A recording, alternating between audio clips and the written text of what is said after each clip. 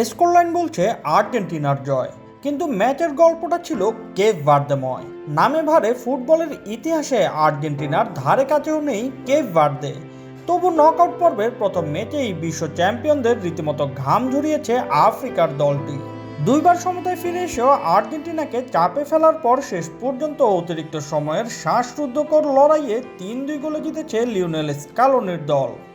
এমন কঠিন পরীক্ষার পর স্কালোনি ও অধিনায়ক লিওনেল মেসি দুজনেই স্বীকার করেছেন, বিশ্বকাপে কোনো প্রতিপক্ষকে হালকাভাবে নেওয়ার সুযোগ নেই। পুরো ম্যাচ জুড়ে কেপ ভার্দের খেলোয়াড়রা দেখিয়েছে অসীম সাহস, হার না মানার মানসিকতা। রুদ্ধশ্বাস এই ম্যাচে আর্জেন্টিনার কোচ স্কালোনি মনে করিয়ে দেন, বিশ্বকাপে কোনো ম্যাচই সহজ নয়। তিনি বলেন, ম্যাচটি অবিশ্বাস্য রকমের কঠিন ছিল। লোকে যখন বলে বিশ্বকাপে কোনো ম্যাচই সহজ নয়, কথাটা আসলেই শতভাগ সত্যি। আজ তা আবারও প্রমাণিত হলো। Cool body spray, long lasting fragrance. দুবার পিছিয়ে পড়েও যেভাবে আর্জেন্টিনার রক্ষণভাগকে কাঁপিয়ে দিয়ে ম্যাচে সমতা এনেছিল কেপ ভার্দে, সেই লড়াইয়ের প্রশংসা করেন আর্জেন্টিনার কোচ। স্কালোনি বলেন, আমি প্রতিপক্ষকে অভিনন্দন জানাতে চাই। আজ মাঠে তারা দেখিয়েছে যে তারা আসলেই কতটা দুর্দান্ত একটি দল।